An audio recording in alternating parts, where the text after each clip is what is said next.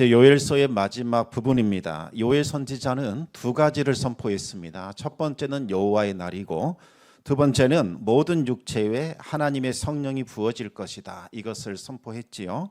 이 두 가지만 알고 있어도 요엘서를 알고 있다. 요엘 선지자를 알고 있다. 이렇게 말할 수 있을 겁니다. 여호와의 날은 하나님께서 이 세상에 극적으로 개입하시는 날을 말하지요. 사람들은 하나님이 없다 그렇게 말을 합니다.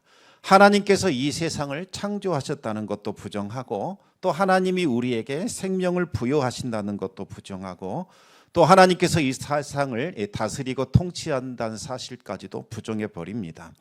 이것은 지식이 많고 적으냐 그런 문제가 아니죠. 배움이 많으나 적으나 하나님을 부정하는 것은 동일합니다. 그러면 사람들은 이 세상에 대해서 어떻게 말을 하는 걸까요? 그들은 전부 다 우연이 된 것이다 이렇게 말을 합니다. 우연히 이 세상이 생겨났다는 거지요. 또 우연히 자연 법칙이라는 것이 생겨났고 또 우연히 그 법칙을 따라 우주 만물이 운행하고 있다 이렇게 말을 합니다. 아주 오랜 시간이 계속해서 흐르다 보면 충분히 그럴 수 있는 일이다 그렇게 주장을 합니다. 맞는 말일까요? 조금만 생각해 봐도 말이 안 되는 것이라고 생각할 수 있습니다. 두 사람이 깊은 산으로 이제 들어가게 됩니다. 그런데 흙으로 덮여 있는 탱크, 전차를 발견했다고 한번 가정을 해봅시다. 두 사람이 어떻게 이 전차가 여기에 있을 수 있는가 치열하게 논쟁을 합니다. 먼저 한 사람이 말합니다. 이 전차는 우연히 생긴 거다. 억겁의 시간이 흐르다 보면 땅속에 있는 이 원소들이 스스로 막 모여서 각종의 부품들을 만들어낼 것이다. 또 어마어마한 시간이 흐르면 그 부품들이 저절로 결합을 해서 이와 같은 전차가 만들어지는 거다. 이렇게 주장을 하는 거지요. 다른 사람이 또 말을 합니다. 이 사람아, 말이 되나? 이렇게 정교한 물건이 어떻게 저절로 만들어질 수 있겠나?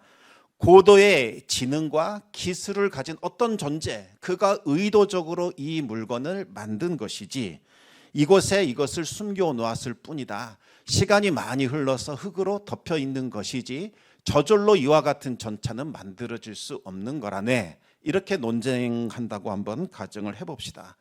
여러분, 누구의 주장이 옳은 것이라고 생각이 드십니까? 전차와 같이 아주 정교한 물건은 저절로 생겨날 수가 없지요. 고도의 지능과 기술을 가진 어떤 존재가 의도적으로 만들어야만 존재할 수 있는 겁니다. 아무리 무한정 시간이 흐른다 한들 전차가 우연히 생겨날 수는 없겠지요. 이것은 우리가 지금까지 일상 경험을 통하여 생각해낸 경험 법칙을 보더라도 너무나 당연한 이 사실입니다. 무한 원숭이 정리라는 것이 있습니다. 원숭이를 떡하니 앉혀놓고 무한의 시간을 주면서 타자를 치게 하는 거지요.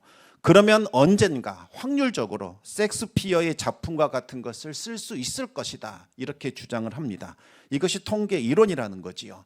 아주 작은 확률이라 할지라도 무한히 많은 시간이 흐르면 가능할 수 있다라는 것을 말할 때 사용합니다.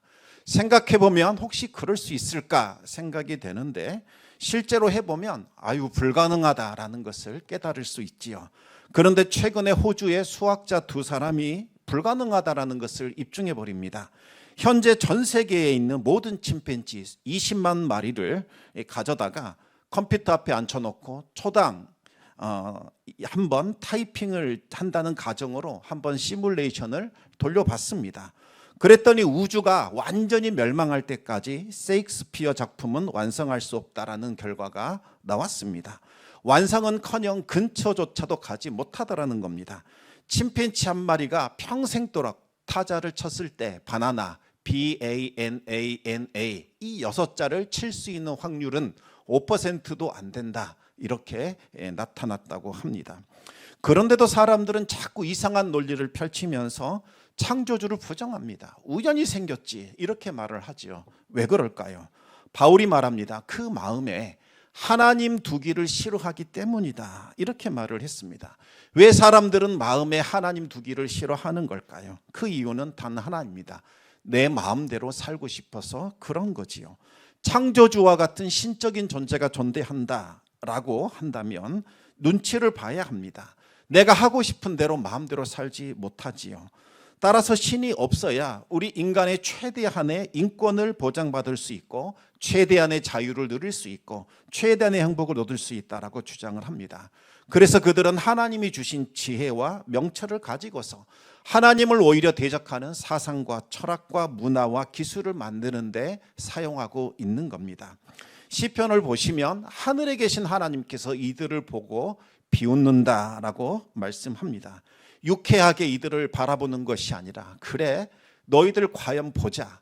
너희들이 하나님의 심판대 앞에 서서도 과연 그런 말을 할 수 있을까 지켜보자. 이렇게 비웃고 계신다는 겁니다. 하나님께서 그들의 모든 업신여김과 조롱과 무시의 말들을 다 듣고 있다는 거지요. 하나님께서 이 세상을 창조하셨습니다. 그리고 이 세상이 지금도 생명을 부여하고 계시고 선하신 뜻과 계획을 따라 이 세상을 통치하고 있습니다. 하나님은 태양을 악인과 선인에게 공평하게 내려주시고 있고 하나님께서는 비를 의로운 자와 불의한 자에게도 차별 없이 내려주고 있습니다. 그래서 우리들이 다 숨쉬고 살아가는 거지요. 세상에 있는 생명체가 하나님이 주신 은혜로 살아가고 있는 겁니다. 오로지 하나님의 은혜라는 겁니다. 하나님께서 돌보시고 지키시고 인도해 주시기 때문에 우리는 살아갈 수 있는 겁니다. 그러면 왜 하나님은 그분을 대적하는 그 악인들 심판하지 않고 내버려 두는 걸까요? 진노의 심판과 형벌을 하나님은 최대한 늦추고 있는 거지요. 할 수 있는 한 자비와 은혜를 베풀고 계시는 겁니다. 한 사람이라도 정신을 차리고 회개하여 구원받기를 원하셔서 하나님은 지금도 그 멸시와 조롱과 천대를 참고 있는 겁니다. 하나님은 악한 자라 할지라도 그가 멸망하는 것 원하지 않습니다. 회개하여 하나님께로 돌아와 구원받는 것을 원하십니다. 그러나 악한 자들은 이와 같은 하나님의 은혜도 모르고 더욱더 악해지고 있고 하나님을 더욱더 노골적으로 대적하고 있습니다. 하나님의 오래 참아주시는 그 은혜를 멸시하며 조롱하지요. 하나님이 어디에 있는데 우리가 이렇게 마음대로 해도 아무런 벌을 받지 않네. 하나님이 없는 것 아니냐. 이따 손 치더라도 그분은 무기력한 분이지 않겠느냐. 악한 말을 내뱉고 있습니다. 그리고 하나님을 믿고 있는 신실한 성도들을 향하여 참 어리석다, 미련하다, 업신여기며 조롱하며 핍박합니다. 지금 하나님이 참고 기다려주고 있지만 여러분 그 끝은 반드시 오게 되어 있습니다. 마지막 날 최후의 심판대가 되면 공의와 정의로 심판하실 것이요 진노의 형벌을 내리게 될 겁니다. 그날이 바로 여호와의 날인 거지요. 요엘은 여호와의 날이 가까워지면 어떤 징조가 일어나는지 말씀하고 있습니다. 여호와의 날이 가까워지면 하나님은 사망의 잠에 취해 있는 하나님의 백성들을 먼저 흔들어 깨웁니다. 그리고 더러운 것과 부정한 모든 것들을 다 제거해 주시죠. 그래야 멸망으로부터 그 택하신 백성들을 구원할 수 있고 그들을 심판에서부터 벗어나게 할 수 있기 때문입니다. 이제 하나님은 요엘을 보내셔서 사망의 잠에 취해 있는 유다 백성들을 깨우게 하셨습니다. 그러나 그들은 도무지 깨어나려고 하지 않았습니다. 그들은 하나님을 오해하고 있었습니다. 아브라함의 혈통이니 우리는 심판도 없고 저주도 없고 멸망도 없다 그렇게 생각을 합니다. 그들은 오히려 이방인들과 어울려 우상숭배에 빠졌고 죄에 취해 비틀거리더니 결국은 사망의 잠에 들어가 버립니다. 하나님은 아브라함의 혈통이 너희의 구원을 보장해 주지 못한다. 아버지께서 그렇게 경고하셨지만 그들은 듣지 않았습니다.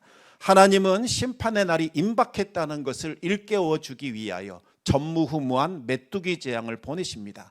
4번에 걸쳐서 계속해서 이 재앙을 보내신 거지요. 메뚜기 재앙은 그들의 모든 일상을 다 파괴해버렸고 제사까지 중단시켜버렸습니다. 그러나 그들은 우연히 찾아온 재앙이다 이렇게 생각하고는 사망의 잠에서 깨어나려고 하지 않았습니다. 이제 하나님은 마지막으로 요엘을 보내셔서 그들을 깨우셨습니다. 요엘은 제사장을 향하여 나팔을 불라라고 이야기를 합니다. 여호와의 날이 임박했으니 빨리 백성들을 향하여 경고의 나팔을 불어 그들을 깨우라는 거지요. 그날은 구원과 기쁨의 날이 아니다. 슬프고 두렵고 두려운 날이 될 것이다. 떨리는 날이 될 것이다. 어둡고 캄캄한 날이 될 것이다. 이제라도 너희는 회개하여 하나님께 돌아와 구원받아야 한다라고 외쳤던 겁니다. 너희가 회개하지 않는다면 이 메뚜기 떼 재앙은 아무것도 아니다. 더 많은 군대가 쳐들어올 것이요 이 땅을 황폐하게 만들고 우리 백성들을 멸절시킬 것이다. 너희가 이제라도 죄를 고백하고 회개한다면 하나님이 용서하시고 긍휼을 베풀 것이다. 메뚜기 때 재앙으로 인하여 황폐해진 이 땅을 다시 고치실 것이요 대적들의 침입을 막아주실 것이요 히스기야의 기도에 응답하신 것처럼 우리의 대적들과 싸워주실 것이다. 이렇게 선포를 한 거지요. 그러나 유다 백성들은 회개하지 않았습니다. 멸망받기로 작정해버린 자들처럼 요엘의 외침에 귀를 막았습니다. 결국 하나님께서 경고하신 대로 하나님의 심판이 임했고 그들은 완전히 멸절되어 버립니다. 그리고 살아남은 자들은 포로로 끌려가게 되지요. 이로써 유다 백성들은 멸망하게 됩니다. 그러면 유다 백성들은 이대로 끝나는 겁니까? 아브라함의 후손을 통하여 세상을 구원하겠다던 하나님의 구원 계획도 실패로 돌아간 걸까요?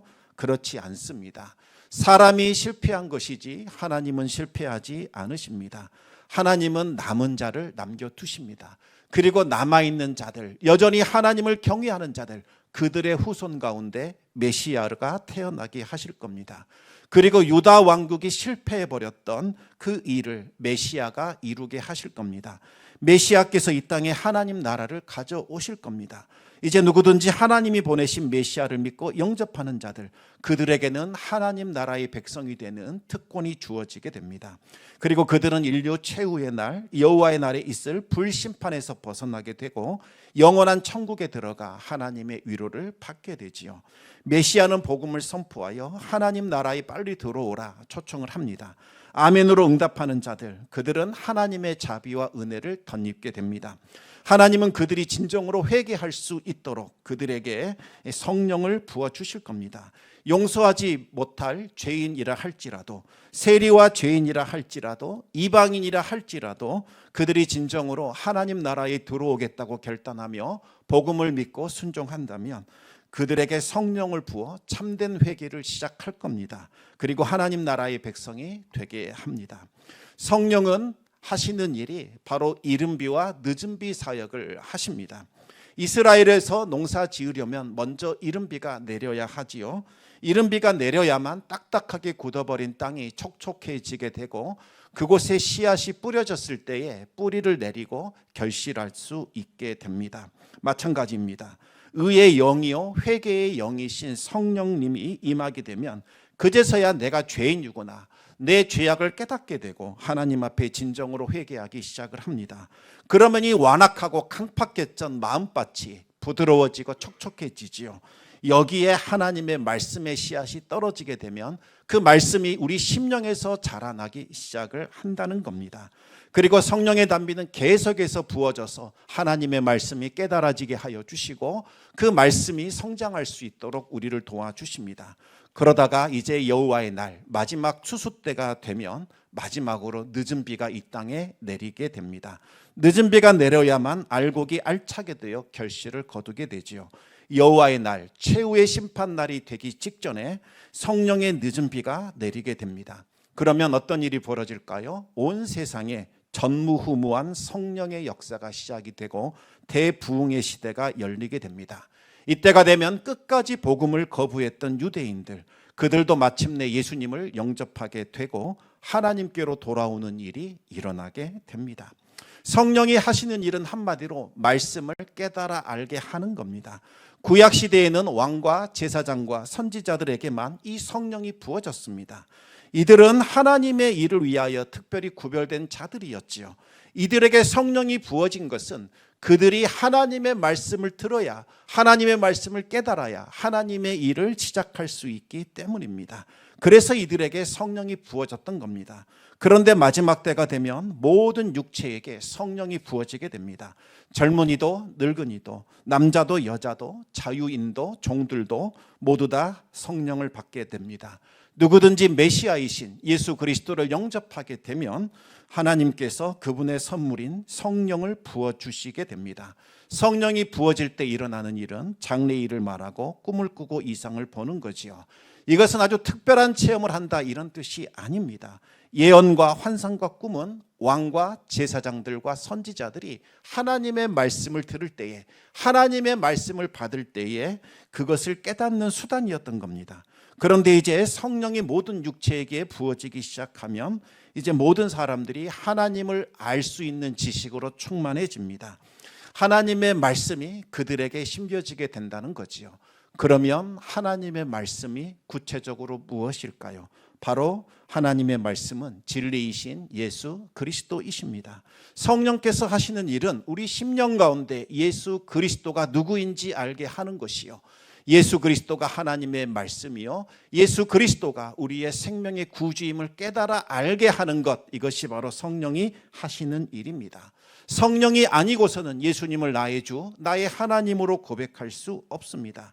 성령이 하시는 일은 예수님을 증언하는 일, 바로 그 일을 하시는 거지요. 지금 우리는 요엘이 예언했던 마지막 때 말세를 살아가고 있습니다. 말세는 언제입니까? 예수님이 오신 바로 그날부터 다시 오실 그날, 재림의 날까지 이 기간을 말세, 마지막 때라고 부릅니다. 그리고 이때는 성령이 부어지기 때문에 성령의 시대, 또 구원의 문이 활짝 열려 있기 때문에 은혜의 시대라고 부르는 거지요. 그런데 이 은혜의 때가 영원토록 존속하는 걸까요? 그렇지 않습니다.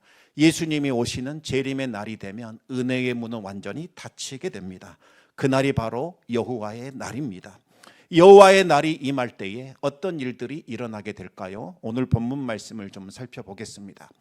요엘서 3장 1절 말씀 우리 같이 읽어보겠습니다.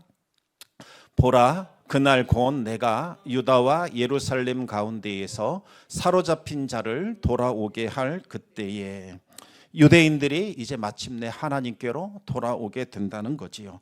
성령의 늦은 비 사역과 함께 예수님을 거부했던 유대인들이 회개하여 예수님을 영접하게 됩니다. 지금 이제 마지막 때가 가까웠다라고 주장하는 분들은 바로 1948년에 2000년간 온 세상에 흩어져 떠돌아다녔던 유대인들이 이스라엘이라는 나라를 세웠기 때문에 이제 하나님의 나라 마지막 때가 임했다라고 이야기를 하는 겁니다. 그래서 백투더 예루살렘, 이제 복음이 예루살렘으로 들어가야 한다. 이제 하나님의 성령이 부어지면 유대인들이 예수 그리스도를 영접하고 돌아오게 될 것이다. 바로 그때 전무후무한 다시 한번 부흥의 시대, 성령의 시대가 부어지게 될 것이고, 그때에 예수 그리스도를 영접하지 않은 자들은 이제 심판을 받게 된다라고 주장을 하는 겁니다. 2000년간 유대인들은 나라를 잃어버렸습니다. 그리고 비참한 모습으로 살아갔지요. 그런데 역사상 있을 수 없는 아주 기가 막힌 일이 일어납니다. 그들이 바로 팔레스타인 지역에 바로 이스라엘이라는 나라를 세워버린 겁니다. 이것은 기가 막힌 일입니다. 성경이 예언했던 바가 지금 이 시대에 일어나고 있다는 거지요. 그래서 많은 사람들이 이제 마지막 때가 다가왔다, 곧 성령의 시대가 시작될 것이다, 그래서 성령의 늦은 비 사역을 준비해야 한다, 이렇게 말하는 겁니다. 그리고 한때 우리나라에 전무후무한 정말 대부흥의 역사가 일어났을 때에 하나님께서 마지막 예루살렘을 위하여 준비하신 나라가 대한민국이다라는 이야기도 있었던 겁니다. 이제 여호와의 날이 시작이 되면, 유대인들이 회개하여 하나님께로 돌아오면 하나님께서 어떤 일을 하실까요? 모든 나라들을 심판하기 위하여 한 자리로 불러 모으게 됩니다. 요엘서 3장 2절과 3절 말씀을 같이 읽겠습니다. 내가 만국을 모아 데리고 여호사밧 골짜기에 내려가서 내 백성 곧 내 기업인 이스라엘을 위하여 거기에서 그들을 심문하리니, 이는 그들이 이스라엘을 나라들 가운데에 흩어버리고 나의 땅을 나누었음이며, 또 제비 뽑아 내 백성을 끌어가서 소년을 기생과 바꾸며 소녀를 술과 바꾸어 마셨음이니라. 요엘은 하나님께서 열방을 한 곳에 불러 모아 그들의 죄를 묻고 심판하실 것이다 이야기를 합니다. 그 장소가 어디냐? 여호사밧 골짜기다, 이렇게 이야기를 합니다. 여호사밧 골짜기는 여호사밧이라는 왕과 관계가 있지요. 여호사밧은 다윗의 길로 행하였던 선한 왕이었습니다. 그는 종교 개혁을 통해서 백성들의 신앙을 다시 회복시켰고 하나님의 은혜로 강한 나라 부국 강병을 이루었습니다. 그러자 악의 세력들이 총집결합니다. 모압과 암몬과 마온이 힘을 합쳐 하나님의 기름 부은 자를 끊어버리자, 그 왕을 멸절시키자라고 침입을 하게 되지요. 미처 대비할 틈이 없었던 여호사밧은 금식을 선포하고 백성들과 하나님 앞에 엎드려 기도하기 시작을 합니다. 역대하 20장 12절 13절 내용의 그 기도가 나옵니다. 우리 같이 읽겠습니다. 우리 하나님이여 그들을 징벌하지 아니하시나이까. 우리를 치러 오는 이 큰 무리를 우리가 대적할 능력이 없고 어떻게 할 줄도 알지 못하옵고 오직 주만 바라보나이다 하고 유다 모든 사람들이 그들의 아내와 자녀와 어린이와 더불어 여호와 앞에 섰더라. 대적들이 연합하여 쳐들어오는데 그 숫자가 너무나 크고 강력해서 도저히 이길 수 없다라는 거지요.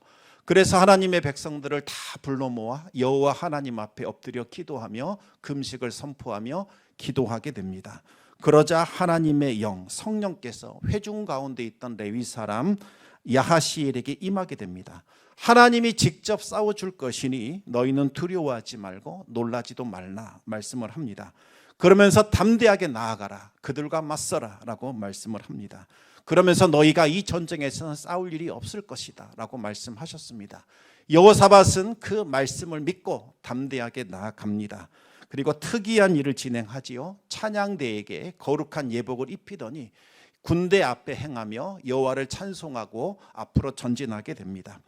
찬양대의 거룩한 찬송이 울려 퍼지던 바로 그 순간 하나님의 천사가 적진을 향하여 들어가 버립니다. 그러더니 그 적들이 자중질환에 빠져 서로가 서로를 죽이다가 완전히 멸절되는 일이 일어나게 됩니다. 여호사밧이 그 전쟁이 일어나는 그 골짜기에 가서 봤더니 그 모든 대적들이 이미 다 시신으로 변한 상태였습니다. 여호사밧은 손 하나 까딱하지 않고 승리를 거두게 됩니다. 그들이 놓고 간 이 전리품들을 다 수거해 왔는데 얼마나 많았던지 4번이나 걸쳐서 그 전리품을 가져와야만 했습니다. 마지막 4일째에 여호사밧은 그 골짜기, 죽음의 골짜기, 전쟁의 골짜기에서 위대한 찬송을 부르게 됩니다.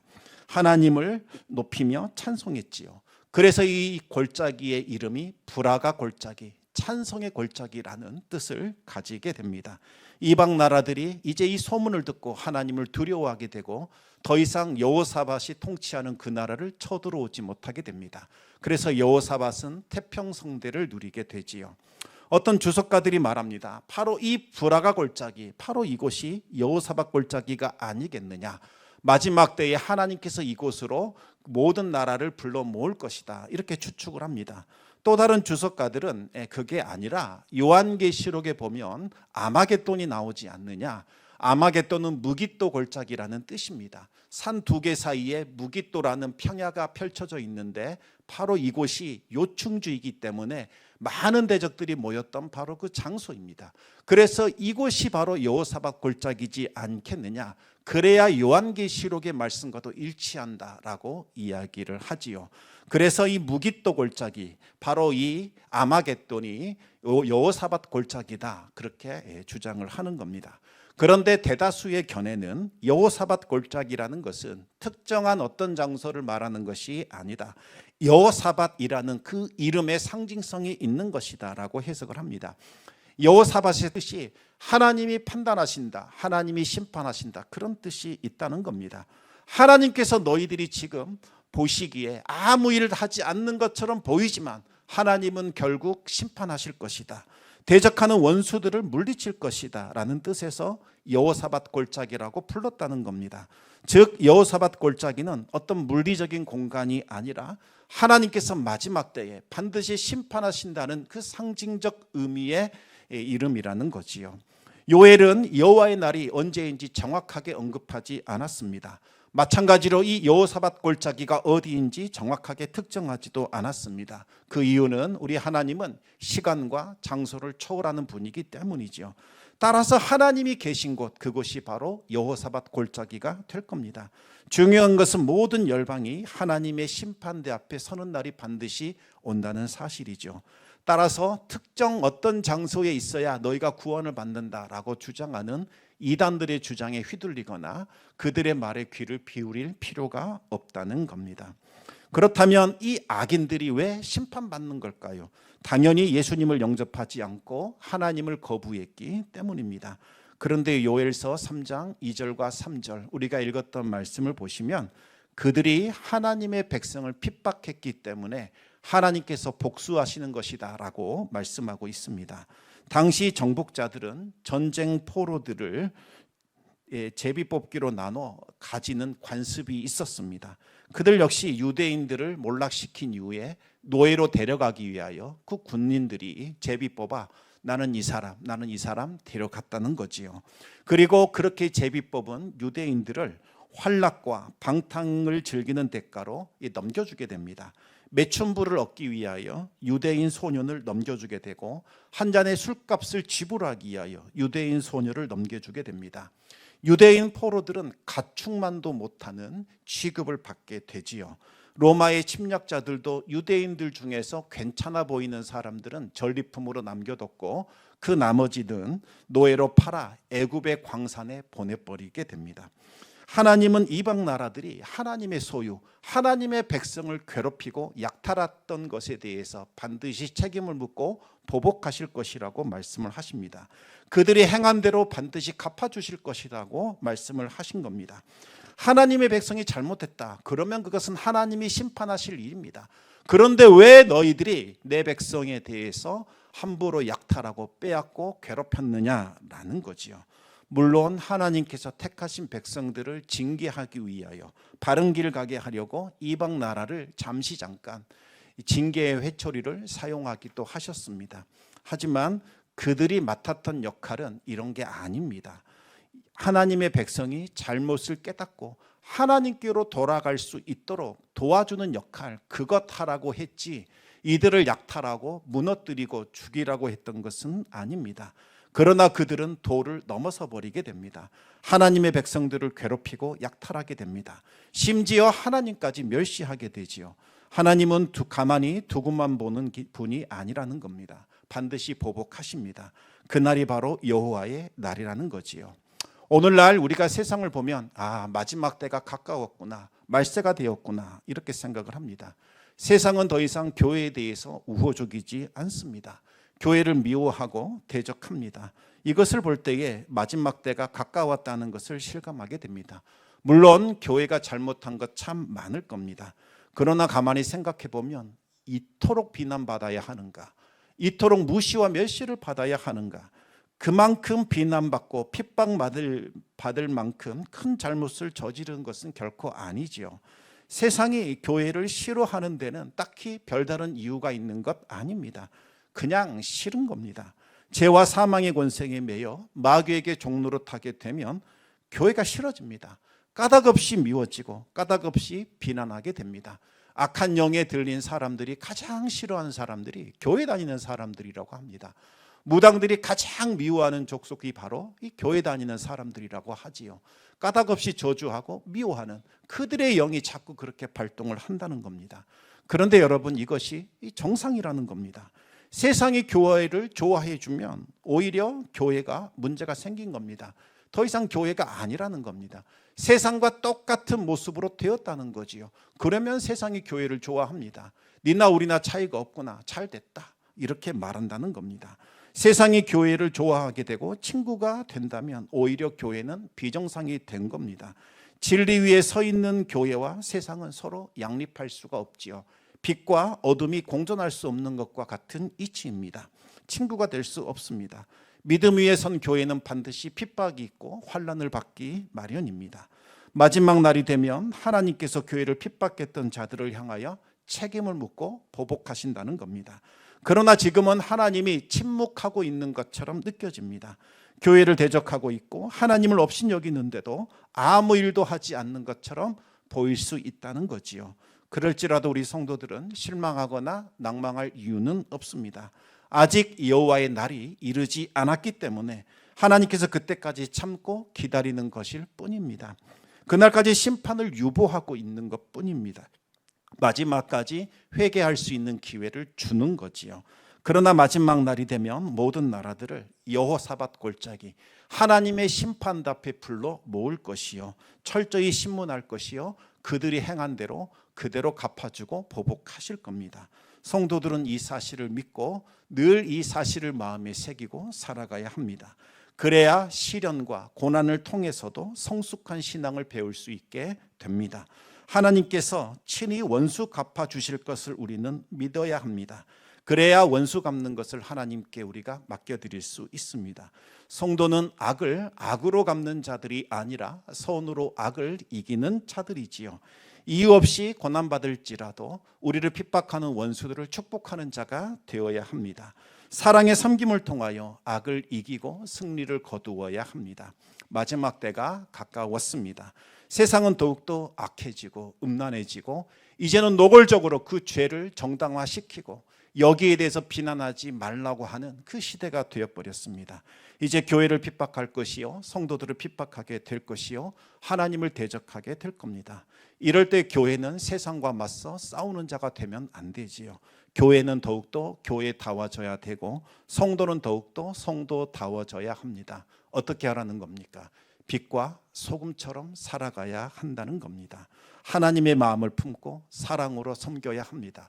오른밤을 치는 자들에게 왼밤을 돌려대야 하고 오리를 강제로 가게끔 하는 자에게 심리를 동행해 줘야 합니다. 겉옷을 뺏는 자들에게 속옷까지 내어주고 그들을 진심으로 사랑하는 그와 같은 희생적인 사랑, 예수 그리스도의 사랑을 보여줘야 합니다. 그래야 세상이 착한 행실을 보고 우리가 잘못했구나, 이들이 왜 이렇게 살아갈까, 이들을 보니 두렵다라는 것을 느끼게 됩니다. 그리고 자신의 잘못을 회개하여 생명의 길로 돌아올 수 있는 구원의 길이 생기는 겁니다. 하나님께서 친히 성도들의 눈물을 닦아 주실 것이요, 위로하실 날이 반드시 올 겁니다. 그때를 믿고 우리는 환난의 때를 견디며 인내할 수 있어야 합니다. 그리고 하나님께서 우리에게 주신 사명 붙들고 여호와의 날이 임할 때까지 믿음으로 인내하며 우리에게 주어진 이 믿음의 길, 순례의 길, 진리의 길을 걸어가야 합니다. 세상과 똑같은 방식으로 검과 몽치를 들고 말고의 귀를 베는 베드로와 같은 모습은 우리 주님께서 원하지 않습니다. 주님께서 뭐라고 말씀하셨습니까? 내가 지금이라도 명령하면 수많은 하늘의 영들이, 하늘의 군대들이 저들을 멸할 것을 너희는 알지 못하느냐. 주님께서 보여주신 대로 우리는 낮아지고 희생하고 사랑으로 섬기고 그럴수록 더욱더 축복함으로써 그리스도의 능력과 권세를 드러내야 하고 십자가의 참 복음의 능력을 드러낼 수 있어야 합니다. 우리 주님 오신 날까지 우리가 성령 안에서 깨어 기도하며 믿음의 삶을 살아가는 우리 성도들과 교회 되기를 우리 주님의 이름으로 축원합니다. 이 시간 우리 같이 찬송 부르기를 원합니다. 주님 다시 오실 때까지라는 복음성가지요.